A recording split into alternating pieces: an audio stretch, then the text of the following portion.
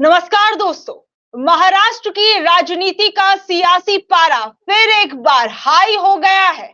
आपको बता दें कि महाराष्ट्र से फिर एक बड़ी खबर सामने आई है। महाराष्ट्र के अंदर राज ठाकरे की पार्टी ने एक बड़ा फैसला लिया है और ये बड़ा फैसला महाराष्ट्र की राजनीति पर आने वाले वक्त में एक बड़ा असर डाल सकता है। आपको बता दें कि राज ठाकरे की पार्टी एमएनएस की तरफ से एक बड़ा ऐलान कर दिया गया है। इस ऐलान में कहा गया है कि एमएनएस आने वाले विधानसभा चुनावों के अंदर अब अकेले ही चुनाव लड़ेगी। और साथ ही में मैं आपको बता दूं कि लोकसभा चुनावों से पहले एमएनएस राज ठाकरे की पार्टी जो थी वो एनडीए को बाहर से समर्थन दे रही थी महाराष्ट्र में। सर क्या कुछ कहेंगे, एक बड़ा सियासी हलचल जो है वो महाराष्ट्र से सामने आ रहा है। एमएनएस की तरफ से कह दिया गया कि विधानसभा में अब वो आगे अकेले लड़ने वाले हैं। अब और पार्टियों का रुख क्या कुछ हो सकता है? देखिए, राज ठाकरे ठाकरे परिवार से आते हैं, सबको पता है। राज ठाकरे की मुलाकात हुई थी जेपी नड्डा से, वो भी पता है। लेकिन राज ठाकरे को जो सोच करके आए थे हमें जो तवज्जो मिलेगी, वो तवज्जो नहीं मिल पाई। और उसके बाद में अभी जिस तरीके से वहां पर महाविकास अघाड़ी ने यानी इंडिया गठबंधन ने जो प्रदर्शन किया है, उसके बाद में निश्चित तौर पर बीजेपी और बीजेपी के खेमे के लोग वो परेशान हैं। उनको अब लग रहा है कि हमें सीटें कितनी मिलेंगी, हमारे पास में सीट आएंगी कि नहीं आएंगी। और इसी के चलते जो है वो अब सब अपनी अपनी ढपली, अपना अपना राग अलापने के लिए और अभी से नाव से कूदने के लिए तैयार हो गए हैं। क्योंकि विधानसभा चुनाव में भी अगर जो नतीजे अभी आए हैं लोकसभा चुनाव के, अगर यही ट्रेंड जारी रहा तो बीजेपी का जहाज महाराष्ट्र में डूबने वाला है। और इसीलिए जहाज से एक एक करके कई कूदेंगे। अभी पहला नाम राज ठाकरे का, या पहली खबर राज ठाकरे की आप बता रही हैं जी, इंतजार करिए, देखते रहिए। अभी तो आगे इस डूबते हुए जहाज से कई लोग कूदेंगे और अपने आप को बचाने का प्रयास करेंगे। क्योंकि ये जहाज, अगर यही ट्रेंड रहा और अगर बीजेपी कुछ नहीं कर पाई, और संभावनाएं जाहिर तौर पर सबको पता है, जी, वो वहां के लोकल लीडर हैं। राज ठाकरे अपना फायदा देख रहे होंगे या नुकसान देख रहे होंगे, तभी फैसला लेंगे। उनको जब फायदा लगा कि 2024 के लोकसभा चुनाव से फायदा हो सकता है, इसलिए वो जाकर के नरेंद्र मोदी से मुलाकात करने के लिए पहुंच गए, अमित शाह से मुलाकात करने के लिए पहुंच गए। लेकिन अभी आपकी स्क्रीन पर जो तस्वीरें दिख रही हैं, ये लेटेस्ट अभी की तस्वीरें हैं। ये लेटेस्ट अभी की तस्वीरें हैं।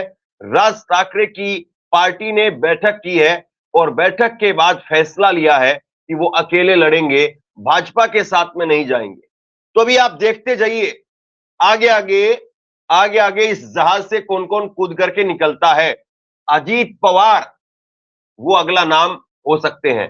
तो महाराष्ट्र में मैंने लगातार कहा है, बिहार और महाराष्ट्र इन दोनों राज्यों के ऊपर नजर बना करके रखिए। जी, और मुझे लगता है कि बिहार से पहले बड़ी खबर महाराष्ट्र से आएगी, जिसकी आज शुरुआत हो गई है। अगला नंबर अजीत पवार, उससे अगला नंबर एकनाथ शिंदे के सांसद विधायक, या खुद एकनाथ शिंदे, कहा नहीं जा सकता है। लेकिन जो ट्रेंड यहां पर दिख रहा है, भाजपा के लिए बहुत बड़ा खतरा है। अभी जिस तरीके से हमने देखा था कि नरेंद्र मोदी का और जो मंत्रिमंडल है उनका शपथ ग्रहण समारोह चल रहा था और उसके लिए राज ठाकरे को इनविटेशन भी गया था, लेकिन राज ठाकरे वहां पहुंचते नहीं है। तो क्या माना जाए कि वहां से ही इस चीज के संकेत मिलने शुरू हो गए थे कि अब राज ठाकरे अपनी राह अलग तलाश रहे हैं और वो अलग हो जाएंगे? देखिए, जब रिजल्ट आया उससे पहले तक जब लोगों को यकीन होने लग गया था, वो एग्जिट पोल सरासर फर्जी थे, सबको पता था। और महाराष्ट्र में मुंबई देश की आर्थिक राजधानी है, सबसे ज्यादा पैसा का लेन देन वहीं होता है। और मुंबई का सट्टा बाजार हमने दिखाया था कि किस तरीके से उसका सट्टा बाजार का भाव है। एग्जिट पोल अलग थे, सट्टा बाजार अलग। वहीं से लोगों ने भांप लिया था। और उसके बाद में राज ठाकरे पहुंचे नहीं थे, राज ठाकरे नरेंद्र मोदी के शपथ ग्रहण समारोह में नहीं आए थे। तब से कयास लग रहे थे कि ये अब ज्यादा दिन चलने वाली नहीं है, यहां पर दाल गलने वाली नहीं है। और ये जो बीजेपी का महाराष्ट्र के अंदर जो रवैया था, जिस तरीके से आप एनसीपी को तोड़ करके ले आए, पार्टी भी तोड़ दी, सरकार में से भी गिरा दिया, फिर सिंबल भी ले गए और उद्धव ठाकरे के साथ यही किया। तो तभी से जो है वो महाराष्ट्र की राजनीति में उथल-पुथल है। जो ऑर्गेनिक एक जो अलायंस होता है, वो अलायंस नहीं है। और ये समझ में आ रहा है आज उनके नेताओं की तरफ से जो कहा गया है, सबसे पहले वो बताइए। जी, मैं आपको बता दूं कि आज जो ये बैठक हुई, इस बैठक के बाद वहां उस नेताओं के जो एमएनएस के नेता हैं, उनकी तरफ से भी बयान सामने आया है। इस बयान को जरा आप ध्यान से सुनिएगा, क्योंकि अपने आप में बहुत कुछ बयां कर रहे हैं। एमएनएस के नेता बालानंद गावरकर ने राज ठाकरे के नेतृत्व में हुई बैठक के बाद कहा कि पूरे राज्य से पदाधिकारी आए थे, सबको संबोधित किया गया, सबको विधानसभा चुनावों की तैयारी के आदेश दिए गए। महायुति की कोई बातचीत नहीं चल रही है। लोकसभा के दौरान हमने बाहर से समर्थन दिया था, अब विधानसभा की बारी है, तो हमने अपनी तैयारियां शुरू कर दी हैं। 200 से 250 सीटों पर इस बार हम चुनाव लड़ने वाले हैं। सर, क्या कुछ कहेंगे?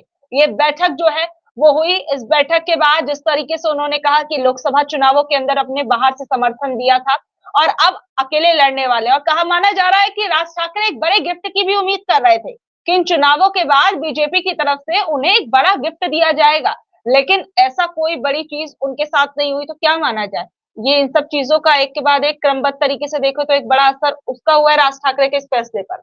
देखिए, राज ठाकरे की थोड़ी सी एक बार आप पहले राजनीति समझिए। जी, राज ठाकरे का ये सही है कि सीटों के लिहाज से कंट्रीब्यूशन नहीं दिखाई देता है, लेकिन राज ठाकरे के वोट हैं, हर जिले में कुछ न कुछ वोट है राज ठाकरे। कहीं पर किसी किसी पॉकेट में ज्यादा है, किसी किसी पॉकेट में कम है, और यही बीजेपी के सामने उन्होंने अपना वजूद रखा था। जब अमित शाह से उनकी मुलाकात हुई थी, तब यही सारी बातें उन्होंने रखी थी कि लोकसभा में, हर लोकसभा में आपको कहीं पर 50,000, कहीं पर 1 लाख वोट हम अपने कार्यकर्ताओं से दिलवाएंगे। हर जिले में हमारे 20-25 हजार हमारे कार्यकर्ता हैं, नेता हैं, हमारा वोट है, इसलिए हर लोकसभा में आपको 1 लाख के आसपास वोट हम दिलवाएंगे। ये बात कही गई। अमित शाह जी ने कहा कि 48 में से 45 सीट जीत करके आएंगे। राज ठाकरे की जब मुलाकात हुई, कई सारे फैक्टर थे। बीजेपी को लग रहा था कि सारा वोट तो हमारे ही पास है, एनसीपी वो हमारे पास है, शिवसेना वो हमारे पास है, बीजेपी वो हमारे पास है, राज ठाकरे वो हमारे पास है, सारा तो वोट जो है वो हमारे पास है। उधर इंडिया गठबंधन में कांग्रेस है, उद्धव ठाकरे हैं जिनका शक्ति छीन ली गई है, शरद पवार है जिनकी शक्ति छीन ली गई है, पार्टी छीन ली गई है। तो उनको ये चीज लग रही थी जी, कि हमारे पास में अब पूरा जो वोट है वो हमारे पास में 48 में से 45 सीट जीत करके आए। जी, लेकिन मिली 30 सीट, वहां पर मिली 30 सीटें, और इन 30 सीटों ने बता दिया कि राज ठाकरे का ना कहीं पर आप नाम देख रहे थे रिजल्ट के अंदर, ना अजीत पवार का नाम देख रहे थे, वो खुद एक सांसद जीत करके आए। और जो अलायंस बचा वो 7 सांसद जो है वो जीत करके आए एकनाथ शिंदे भी अब इस बात को राग अलापते हैं कि हमको 15 ही सीटें मिली थी, 15 में से हमने 7 जीते। महाराष्ट्र में बीजेपी 28 सीटों पर लड़ी और 28 में से बीजेपी को सिर्फ 9 सांसद जीत करके आए। यानी जो एक तरीके से माना जा रहा था कि 10-15 सीट पर, मैक्सिमम 10-15 सीट पर इंडिया गठबंधन आ सकता है, अकेले कांग्रेस पार्टी वहां पर 13 सीटें लेकर के आ गई, जिस कांग्रेस पार्टी की सिर्फ 1 सीट। इस बीच में आपको बताऊं कि राज ठाकरे की हम बात कर रहे हैं, इसके साथ साथ राज ठाकरे की पार्टी तो ये कह रही है कि जो उनका स्ट्राइक रेट है, जहां जहां राज ठाकरे ने रैलियां की है, वहां वहां पर बीजेपी के कैंडिडेट्स को जीत भी मिली है और बाकायदा इसको लेकर बात की जा रही है। वो भी मैं आपको बता देती हूँ कि नंदगवार ने कहा, जो उनकी पार्टी के नेता जिनका मैंने अभी आपको बयान बताया, जो इन्होंने अभी मीटिंग के बारे में बताया, उन्होंने कहा कि राज ठाकरे ने जहां भी सभा की, हर जगह से एनडीए के उम्मीदवार जीत कर आए। ऐसा नहीं है कि उन्हें मनसे के साथ फायदा नहीं हुआ है। हर जिले में हमारे 25,000 से ज्यादा वोटर तो हैं ही। उन्होंने बीजेपी और अजीत पवार के बीच के गठबंधन को लेकर चल रही अटकलों पर अभी तक कहा कि उन पर उन्होंने कोई अभी निर्णय नहीं लिया। लेकिन सर, पहले वाले बयान पर मैं आती हूँ, फिर उसके बाद आगे की बात करेंगे। लेकिन पहले बयान में वो एक तरीके से बता रहे हैं, जता रहे हैं कहूंगी, कि देखिए जहां जहां हमारे राज ठाकरे ने बीजेपी के लिए समर्थन दिखाया या उनके लिए वो चुनावी प्रचार प्रसार किया, वहां बीजेपी को फायदा मिला है। और 25,000 वोटर हमारे खुद के हैं लगभग हर जगह पर। क्या कहेंगे? बीजेपी क्या करे? अब बीजेपी क्या करे? उनको प्रधानमंत्री बना दे। बीजेपी की भी तो हालत समझिए ना राज ठाकरे जी। बीजेपी की हालत तो ये है कि मोदी जी के एक कुर्सी का टांग कोई और पकड़े हुए है, एक टांग कोई और पकड़े हुए है, एक टांग कोई और पकड़े हुए है। अगर मोदी जी की कुर्सी सलामत होती तो राज ठाकरे जी आज 25,000 वोट नहीं गिनवा रहे होते। आज राज ठाकरे जी जय जयकार कर रहे होते, 400 पार की बात कर रहे होते, और मोदी जी हर हर मोदी जी और ये बातें हो रही होती, और विधानसभा में भी उनके साथ जा रहे हो। आज सच्चाई ये है कि बीजेपी का जो जहाज बनाया बीजेपी ने, जिस जहाज में आगे का पूरा हिस्सा लगा दिया एकनाथ शिंदे का, दूसरे किसी का तोड़ करके ला करके, पीछे जो है वो अजीत पवार लगा दिए, उस पर अजीत पवार का हिस्सा लगा दिया उसमें ले जाकर के, और फिर इंजन जो है वो बीजेपी ने रखा अपने वाला कि पावर हमारे पास में रहेगी। और फिर उसके बाद में रामदास अठावले, अजीत, राज ठाकरे, इन सबको जो है जोड़ दिया। लेकिन पता चला कि भैया जब झटका लगा वहां पर ठाकरे अस्मिता का, जब ठाकरे अस्मिता का पहाड़ आकर के सामने खड़ा हो गया, तो ठाकरे की जो अस्मिता है, या एक तरह से कहें कि मराठाओं की अस्मिता है, मराठा अस्मिता से कहना ज्यादा उचित होगा, तो मराठा अस्मिता वहां पर पहाड़ के समान आकर के खड़ी हो गई। तो सबसे पहले तो चकनाचूर हुआ आगे का हिस्सा। आगे का हिस्सा जो है वो टूटा, जिसमें एकनाथ शिंदे वो टूट गए। वरना एकनाथ शिंदे आप सोचिए कि कितनी ताकत के साथ में और किस तरह से लबरेज होकर के गए थे। उद्धव ठाकरे को, उद्धव ठाकरे की जमीन खींच करके लेकर के गए थे। उद्धव ठाकरे का सब कुछ, एक तरीके से उनके मुंह का निवाला सब कुछ छीन लिया था। लेकिन वही जो है वो मराठा अस्मिता के सामने टूट गए, और उसके बाद में पीछे का हिस्सा जो है वो अपने आप से ही नीचे ढह गया अजीत पवार का, और बीजेपी का जो इंजन है वो भी खच खच खच खच करने लगा। उसमें भी धुक धुक धुक धुक करके दौड़ा नहीं वो, उसमें भी खच खच की आवाज आने लगी। तो बीजेपी का इंजन भी नहीं काम किया, आगे का हिस्सा काम नहीं किया, पीछे का हिस्सा काम नहीं किया। लिहाजा अब ये है कि जो छोटे दल हैं उनको लगता है कि हम भी डूब जाएंगे साहब जहाज के चक्कर में रहे, तो अब वो दल निकल रहे हैं यहाँ से। तो औरों की भी संभावनाएं नजर आ रही है, या फिर क्योंकि अगला नाम इसमें अजीत पवार का, अगला नाम इसमें अजीत पवार का। लेकिन सवाल यहाँ पर यह भी है कि अजीत पवार को बीजेपी खुद छोड़ेगी, अजीत पवार खुद ही अपना झोला उठा के चल देंगे? सवाल यहाँ ये है। अजीत पवार के ऊपर हम आएंगे। अजीत पवार का एक बड़ा चैप्टर है।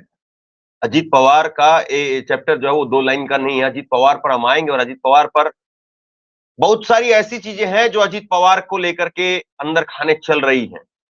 और आजकल आरएसएस जिस तरीके से एक्टिव हुआ है, क्योंकि अब मोदी जी का फेस पिट गया है, मोदी जी के फेस पर वोट नहीं है। मोदी जी अपनी खुद की बड़ी मुश्किल से जान बचा करके आए हैं वहां से, वाराणसी से। ये राहुल गांधी कल कह रहे थे कि बड़ी मुश्किल से जान बचा करके भागे हैं वो। तो अब जो परसेप्शन खड़ा कर दिया गया, उसमें बीजेपी जो है वो संभाल नहीं पा रही है, मोदी संभाल नहीं पा रही है। इसलिए जो असली मालिक थे वो आकर के बैठने की कोशिश कर रहे हैं उस जहाज पर। आरएसएस जो है वो कोशिश कर रही है कि किसी न किसी तरीके से इस डूबती हुई नैया को किनारे लगा दिया जाए। लेकिन हमने देखा कि आरएसएस जो है, ये भी कहा जा रहा है, अंदर खाने से खबर ये भी है कि आरएसएस जो है वो अजीत पवार के साथ जिस तरीके का गठबंधन चुनावों से पहले हुआ, उसी समय पर वो खुश नहीं थी। ये कहा जा रहा है आरएसएस की तरफ से। देखिए, मतलब ये कहा जा रहा है सूत्रों के हवाले से कि आरएसएस खुश नहीं थी कि जिस तरीके से एनडीए गठबंधन जो है वो अजीत पवार के साथ जुड़ा है। इसका एक बड़ा नुकसान जो है वो हो सकता है, और कहीं ना कहीं बीजेपी जो है अब वो खुद को इनसे अलग करने की भी कोशिश कर रही है।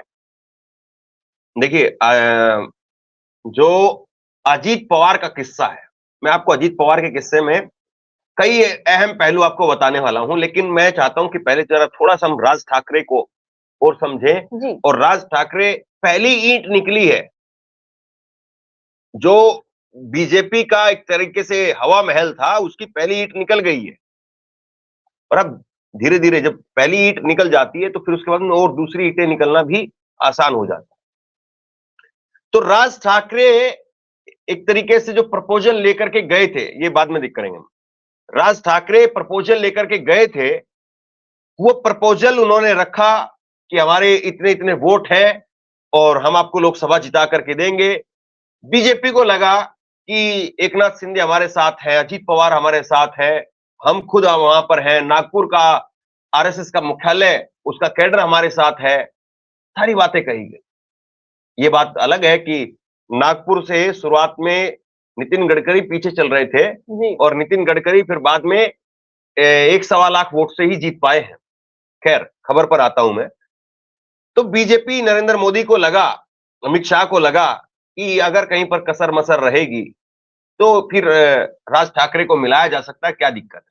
वैसे कहा गया कि 2 सीटें भी उस दौरान पर राज ठाकरे की तरफ से मांगी गई थी, लेकिन नाउम्मीदी के साथ राज ठाकरे को वहां से लौटना पड़ा था।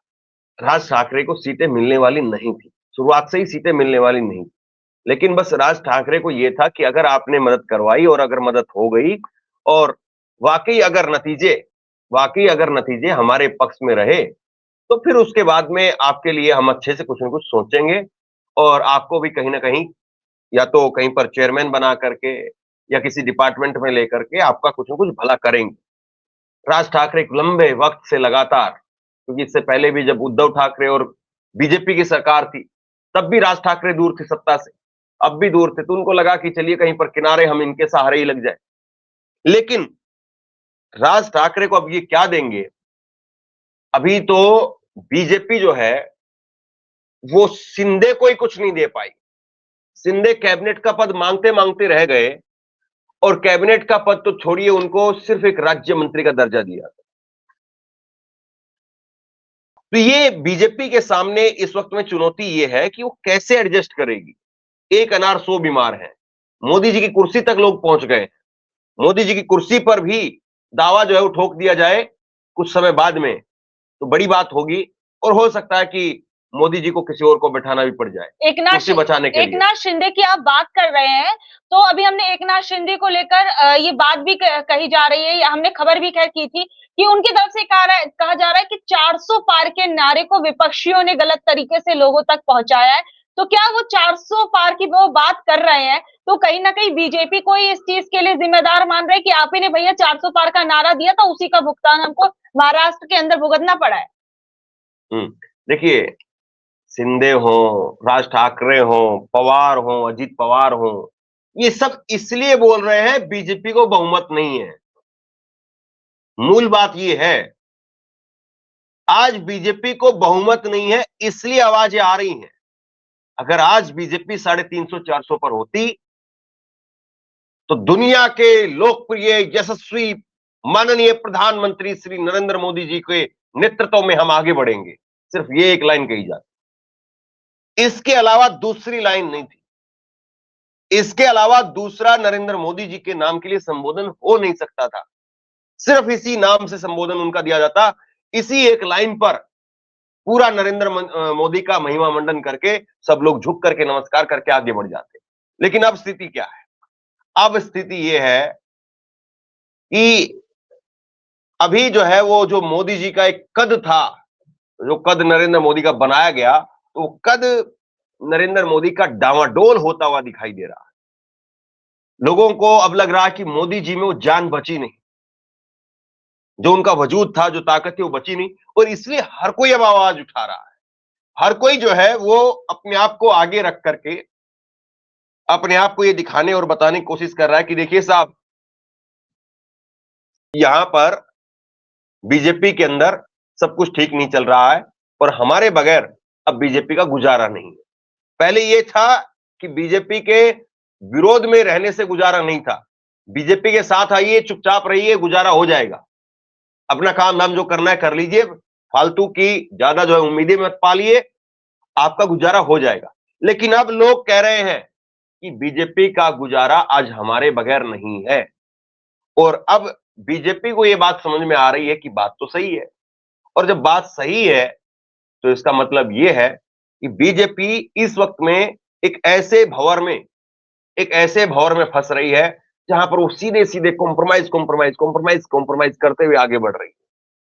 और इसीलिए राज ठाकरे जैसे लोगों को लगता है कि जब लोकसभा के अंदर कोई हमारे को ज्यादा पूछा नहीं गया, तो विधानसभा की पहले से तैयारियां करेंगे, क्योंकि विधानसभा चुनाव अब सर पर है। वहां पर विधानसभा चुनाव सर पर है, तो विधानसभा चुनाव की तैयारियां जो है वो करेंगे, और विधानसभा चुनाव के लिए अब अकेले लड़ने में ज्यादा बेहतर है, क्योंकि एन मौके पर बीजेपी ने जैसे लोकसभा में ठेंगा दिखाया, कम से कम वो अपनी एक सीट पर लड़ सकते थे, राज ठाकरे, और वहां पर ठीक ठाक उनको वोट भी मिलता। लेकिन बीजेपी के चक्कर में रह करके, बीजेपी के भरोसे रह करके वहां से आपको पता है कि क्या स्थिति हुई। अब जिस तरीके से यहां पर स्थिति बनती हुई नजर आ रही है, ऐसे में राज ठाकरे पहले यहां पर विकेट गिरा है, और अभी इसके बाद में दूसरे बल्लेबाज जो पवेलियन की तरफ जाएंगे, वो मुझे लगता है या तो उनको खुद से बुला लिया जाएगा, या वो अपने आप से चले जाएंगे, और वो बल्लेबाज का नाम होगा अजीत दादा। अजीत दादा, ये मैं पवार नहीं बोल रहा हूं, बल्कि दादा बोल रहा हूं। पवार ने कहा, शरद पवार जी ने, कि पवार जो सरनेम है या पवार की जो विरासत है वो तुम्हारे साथ नहीं गई, और ये दिखा भी, रिजल्ट में दिखा भी, उधर 1 और इधर 7। असली एनसीपी कौन है वो पता चल गया। लेकिन अजीत दादा जब वो गए थे तो दादा, हालांकि उनको वैसे दादा कहा जाता है वहां पर, लेकिन भाजपा के लोग उनको अजीत दादा कहकर के बोल रहे थे, और आज वही भाजपा के लोग कह रहे हैं ये अजीत दादा तो हमारे ऊपर जो है बोझ बन गए। अभी बोझ क्यों बन गए मैं आपको बताता हूं, अपडेट देखिए जी। तो देखिए, जिस तरीके से अजीत पवार क्या अगला विकेट गिरा सकते हैं, पहला विकेट जो है वो राज ठाकरे ने गिरा दिया है, और जिसकी शुरुआत भी माना जा रहा है कि हो गई है। इस बीच में मैं आपको बताऊं कि अजीत पवार को लेकर बातें यूं ही नहीं की जा रही हैं, या इस मंच से हम यूं ही ऐसे नहीं बोल रहे हैं कि बैठे बैठे खबर बनानी है तो कुछ भी बोल दिया।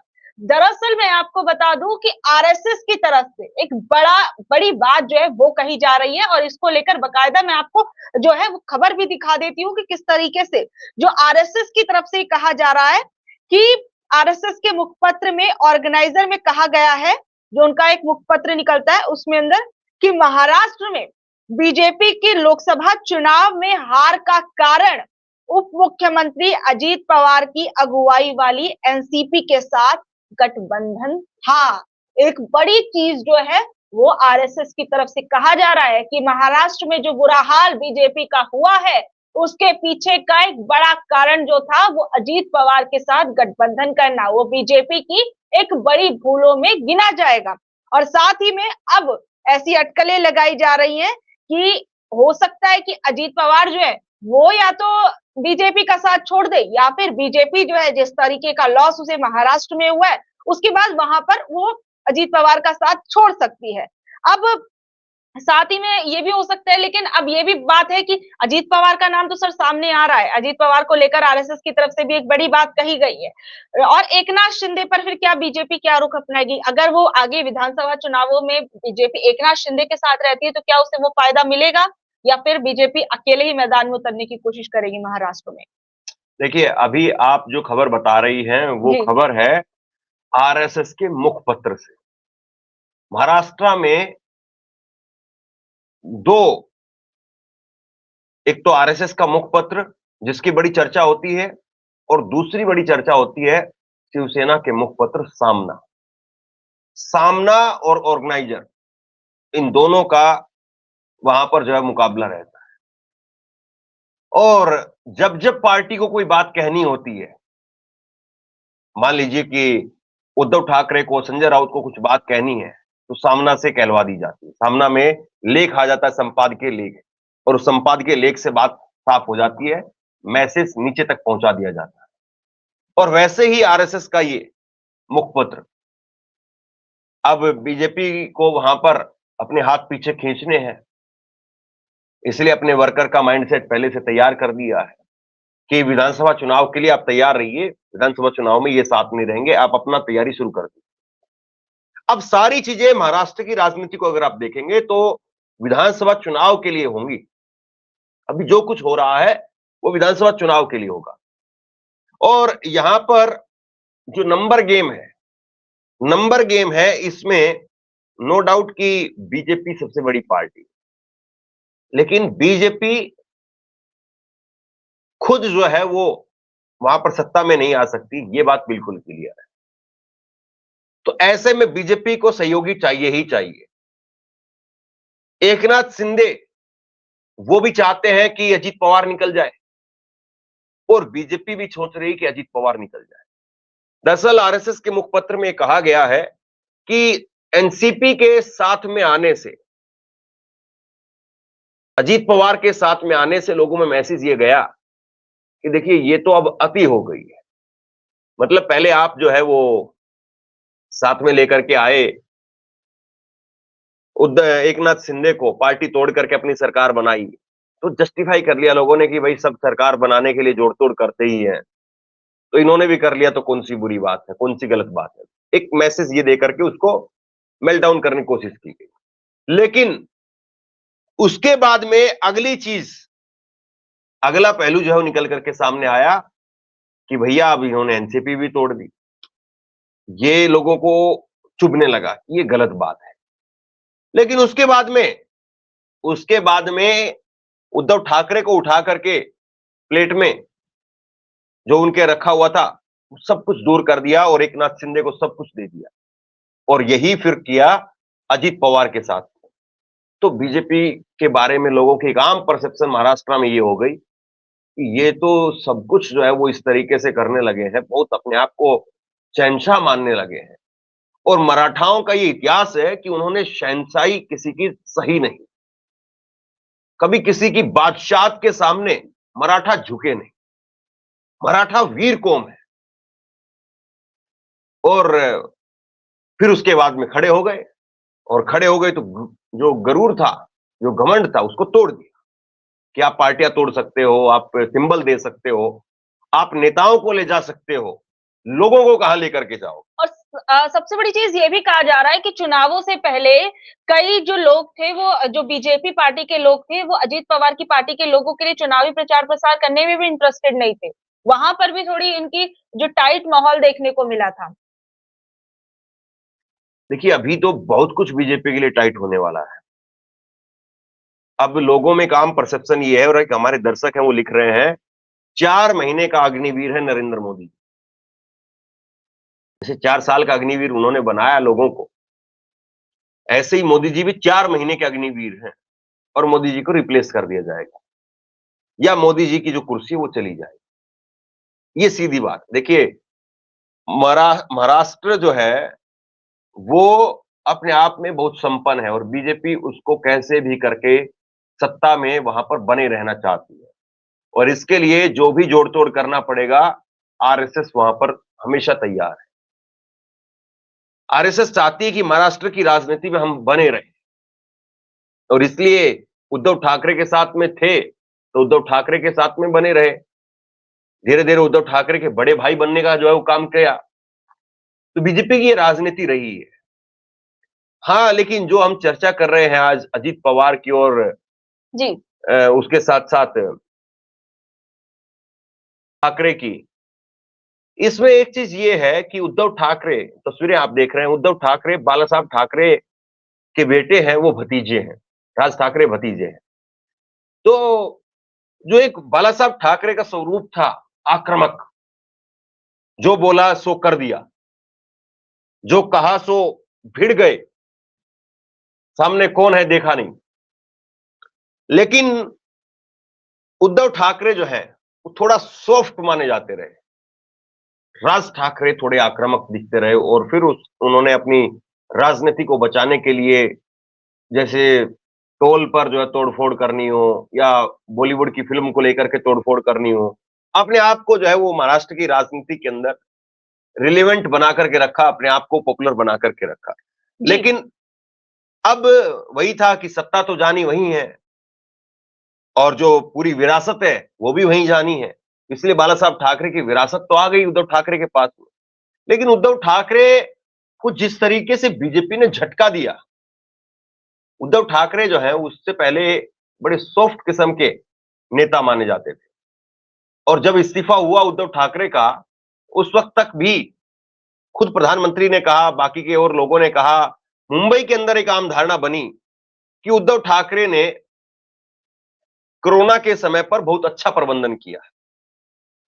और आपको याद होगा, एक ऐसी सरकार जो कि वहां पर लड़ रही थी, एक ऐसे मुख्यमंत्री जो कि वहां पर लड़ रहे थे, उनको हटा करके अपनी सरकार बना ली, एकनाथ शिंदे।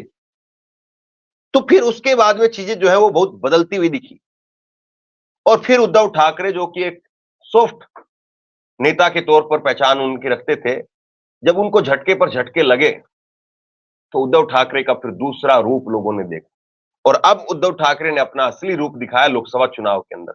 लेकिन अब उद्धव ठाकरे वहां पर जो है, वहां पर लोगों को ये दिखाने का प्रयास कर रहे हैं कि देखिए विधानसभा में सीएम मैं था, मुझको हटाया गया, मुझको मेरी कुर्सी जो ली गई, मेरी कुर्सी तोड़ी गई, तो अब इनको बता दीजिए। अब वो अपना बदला वापसी लेना चाहते हैं भावनात्मक रूप से जोड़ने की लोगों को मतलब पूरी कोशिश की गई। और एक बहुत बड़ी फोर्स वहां पर बनकर के उभरी है कांग्रेस पार्टी। कांग्रेस पार्टी वहां पर बहुत बड़ी फोर्स बनकर के उभरी है, सबसे बड़ी पार्टी बन गई है महाराष्ट्र की लोकसभा के हिसाब से अगर बात करें तो। ऐसे में सीधे तौर पर जो तस्वीर है इस वक्त में वो ये है कि महाराष्ट्र में इंडिया का खेमा पूरी तरह से मजबूत दिख रहा है। एनडीए के खेमे के अंदर एनडीए के खेमे के अंदर उठापटक दिख रही है और ये आगे कहां तक पहुंचेगी, आगे किस तरीके से पहुंचेगी, इसको लेकर के सवाल है। और राज ठाकरे और बाकी के नेता वो इस वक्त में सिर्फ और सिर्फ अपना भविष्य जो है देख रहे हैं। अजीत पवार वहां पर इसलिए बने हुए हैं अभी तक कि वहां से इनको लिया नहीं जा रहा है। अजीत पवार को इंडिया गठबंधन वाले लेने के लिए तैयार नहीं है क्योंकि एक ही सीट आई है उनकी लोकसभा के अंदर, तो कोई खास लोक सीटों का फर्क भी नहीं है। यही अगर अजीत पवार के पास में 10 विधायक सांसद होते, 5 सांसद होते, 7 सांसद होते, तो अजीत पवार की देखिए आज क्या स्थिति होती। अजीत पवार की दोनों खेमों में पूछ हो रही होती। ये राजनीति है साहब। आप नंबर लेकर के आएंगे, यहां पर आपकी वाहवाही होगी, आपको जो है पूछा जाएगा, आपको जो है वो सलाम ठोका जाएगा। लेकिन यहां पर जो है अब स्थिति बदल चुकी है। तो अजीत पवार को इंडिया गठबंधन साथ लाने के लिए अभी तैयार नहीं है, आरएसएस वहां से निकालने के लिए तैयार है। और इंडियन एक्सप्रेस के अंदर एक रिपोर्ट भी छपी थी अजीत पवार को लेकर ही। ये रिपोर्ट छपी थी और इसके अंदर बताया गया था कि आरएसएस जो है, इसमें सूत्रों के हवाले से खबर बताई गई है कि आरएसएस बीजेपी के नेतृत्व के एनसीपी को तोड़ने और लोकसभा चुनाव से पहले अजीत पवार के नेतृत्व वाले गुट के साथ गठबंधन करने के फैसले पर खुश नहीं था। ये इंडियन एक्सप्रेस की रिपोर्ट थी और साथ ही में नाम न बताने की शर्त पर एक वरिष्ठ बीजेपी नेता ने यह भी कहा था कि आरएसएस बीजेपी कार्यकर्ताओं को पवार विरोधी नारे के साथ तैयार किया जा रहा है। जो बीजेपी के कार्यकर्ता हैं और आरएसएस के, उन सभी को पवार के विरोधी नारों के साथ तैयार किया जा रहा है। सिंचाई और महाराष्ट्र राज्य सहकारी बैंक घोटाले से जुड़े होने के कारण अजीत पवार के विरोधी हैं, लेकिन जूनियर पवार के बीजेपी से हाथ मिलाने के बाद पवार विरोधी बयान पीछे छूट गया और घाव पर नमक छिड़कते हुए उन्हें महायुति सरकार में उप मुख्यमंत्री बना दिया गया। ये जो है इस रिपोर्ट के अंदर छापा गया है। देखिए अभी तो महाराष्ट्र की राजनीति में कई सारे पहलू सामने आएंगे। अभी महाराष्ट्र की राजनीति में जिस तरीके से उठापटक हुई है वो भी सामने आएगी और अब सब नए सिरे से वहां पर लगे हुए हैं तैयारियों में, क्योंकि महाराष्ट्र का चुनाव देश भर में बहुत कांटे का चुनाव होने वाला है। और महाराष्ट्र के चुनाव में जिस तरीके से जो 4M की बात करते हैं राजीव कुमार जी, चुनाव आयोग 4M, वो 4M वहां पर आपको महाराष्ट्र में दिखेगा। मनी पावर भी दिखेगा, मसल्स पावर भी दिखेगा, हर तरीके से। और वहां पर जो है वो ध्रुवीकरण शायद अब बीजेपी करे, क्योंकि अब पता चल रहा है कि मुस्लिम का जो कार्ड है मोदी जी के ऊपर भारी पड़ गया। मुसलमानों के बारे में जितना मोदी बोलेंगे उतना उनका वोट घटेगा। एक वक्त ऐसा था कि मुसलमानों को बोल करके मुसलमानों के ऊपर बयानबाजियां कर करके बीजेपी का वोट बढ़ता था, लेकिन अब स्थिति पलट चुकी है। जैसे राहुल गांधी के बारे में बोल करके बीजेपी को वोट मिलता था। बीजेपी ये कहती थी कि राहुल गांधी तो हमारे स्टार प्रचारक है, जहां जहां पर राहुल जाते हैं वहां वहां पर हमें जीत मिलती है। लेकिन राहुल गांधी ने दिखा दिया कि उत्तर प्रदेश में अगर वीवीआईपी सीटों की बात करें तो सबसे बड़ी मार्जिन से राहुल गांधी जीते हैं। तो ये अभी जो है वो आप मान करके चलिए कि महाराष्ट्र का जो चुनाव है उसमें कांग्रेस पार्टी की जबरदस्त भूमिका रहेगी। अभी कल ही जो है वो पृथ्वीराज चौहान वहां पर मल्लिकार्जुन खड़गे से मिलकर के गए हैं। कांग्रेस वहां पर अपनी तैयारियों में जुट चुकी है, मैसेज दे दिया गया है यहाँ से दिल्ली से। और अगले हफ्ते जो है कांग्रेस के तमाम नेताओं की दिल्ली में बहुत बड़ी बैठक होने वाली है। उसके बाद में आप देखेंगे उद्धव ठाकरे पूरी जी जान लगा करके सब कुछ झोंक करके इस चुनाव में लड़ते हुए आपको दिखाई देंगे, क्योंकि उनके लिए ये चुनाव ना केवल भावनात्मक, लोकसभा चुनाव में जीते, लेकिन सबको पता है वो अपने घर का चुनाव लड़ेंगे, अब अपना चुनाव लड़ेंगे। तो उस चुनाव में उद्धव ठाकरे जो है वो क्या करते हैं, और पिछली बार उन्होंने आदित्य ठाकरे को लड़ाने का काम किया, मंत्री बनाने का काम किया। तो पिछली बार ही दिख गया था कि उद्धव ठाकरे या ठाकरे परिवार वो एक अलग रणनीति के साथ में है, और अब तो आदित्य ठाकरे जो है वो एक तरह से मंझे हुए नेता के तौर पर हो गए। वरना एक वक्त में हमें याद है कि अंजना ओम कश्यप ने कह दिया था कि लिख करके ले लो। कैमरा जो है वो चालू था और वो उनको लगा कि वो शायद ब्रेक पर चली गई है, तो बोल रहे स्क्रीन के ऊपर जो है वो आदित्य ठाकरे थे और उन्होंने कहा लिख करके ले लो, ये आदित्य ठाकरे अगला राहुल गांधी बनने वाला है, ये शिवसेना का राहुल गांधी बनने वाला है। बाद में बहुत फजीयत हुई। तो बहुत कुछ जो है वो हमें अभी देखने को मिलेगा। आदित्य ठाकरे जो हैं वो पूरी जो महाराष्ट्र की उनकी खुद की राजनीति है या परिवार की राजनीति उसको संभाल रहे हैं, उसको कंट्रोल कर रहे हैं। तो महाराष्ट्र का चुनाव बहुत दिलचस्प होने वाला है। महाराष्ट्र के चुनाव में बहुत मजा आने वाला है। महाराष्ट्र के चुनाव में बहुत पैसा भी आपको दिखेगा बहता हुआ, और उसके साथ में मसल्स पावर भी आपको वहां पर खूब दिखेगा, क्योंकि जिस तरीके की राजनीति महाराष्ट्र की होती है, और इस बार तो सीधे तौर पर वहां पर कई योद्धा जो है वो अपने आप को बचाने के लिए लड़ेंगे, और जब अपने आप को बचाने के लिए और दूसरे को मिटाने के लिए लड़ाई होती है तो लड़ाई वाकई जोरदार होती है। और अभी स्थिति अगर आप देखें, महाराष्ट्र की अगर अभी आप स्थिति देखें तो महाराष्ट्र की इस वक्त की जो स्थिति है उसमें इंडिया गठबंधन बहुत आगे खड़ा हुआ दिखाई दे रहा है। और जो बीजेपी का खेमा है उसमें कंफ्यूजन, उसमें उतार चढ़ाव, उसमें उठापटक इतनी है कि पता नहीं चल पा रहा है कि कौन कब कहां किस तरफ बैठेगा और किसका सहयोग करना है, किसका साथ देना है और किसका विरोध करना है, किसको जो है साथी बताना है और किसको दागी बताना है, किसको बागी बताना है।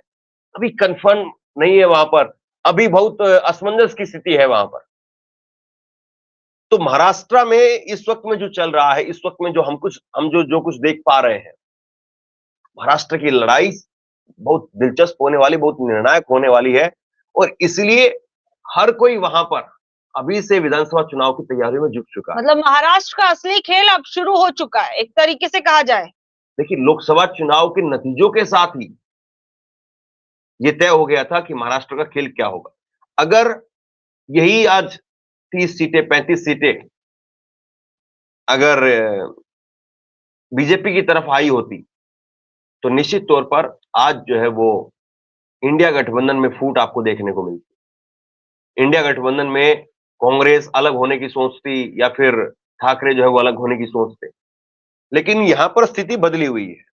यहां पर स्थिति इसलिए बदली हुई है क्योंकि नंबर उनके पास में है, और इसलिए एक दूसरे को बड़ा भाई दिखाने की कोशिश हो रही, खुद बड़ा भाई बनने की नहीं। जबकि बीजेपी में इस वक्त में बीजेपी हमेशा अपनी यही कोशिश करती है, चाहे वो जेडीयू की बात करे या नीतीश कुमार के साथ में खुद बड़ा भाई बनने की वहां पर कोशिश की। वो बात अलग है कि अभी तक अपना मुख्यमंत्री नहीं बना पाए वहां पर। ऐसे ही पंजाब के अंदर अकाली दल के साथ में, तो बीजेपी अपने आप को बड़ा भाई की भूमिका में देखना चाहती है। उनको लगता है कि नहीं, अब हमारे पास मोदी है, लेकिन अब वो सारा जो गरूर था वो टूट गया है। और अब जो है वो बीजेपी को नए सिरे से जो है वो सोचना होगा। और बीजेपी अब अपना प्लान क्या एकनाथ शिंदे और सिर्फ बीजेपी के साथ में वहां पर जोड़ करके देख रही है, या अजीत पवार रहेंगे? बहुत कम चांस है कि अजीत पवार रहें, बहुत कम चांस है। अजीत पवार कब निकल जाएंगे, बस इस चीज का इंतजार हो रहा है। बाकी महाराष्ट्र की खबर को लेकर के आप लोग नजर बना करके रखिए। महाराष्ट्र में लगातार बड़ी खबर जो है, बड़ा अपडेट कभी भी सामने आ सकता है। आप क्या सोचते हैं इस खबर को लेकर के? नीचे कमेंट बॉक्स में लिख करके जरूर बताइए। इस वीडियो को शेयर कीजिए, लोगों तक पहुंचाइए, और इसी तरह की तमाम खबरों के लिए ऑनलाइन न्यूज इंडिया को सब्सक्राइब कीजिए। और आप लोग जो इतना प्यार देते हैं, उस सब के लिए आपका बहुत बहुत धन्यवाद।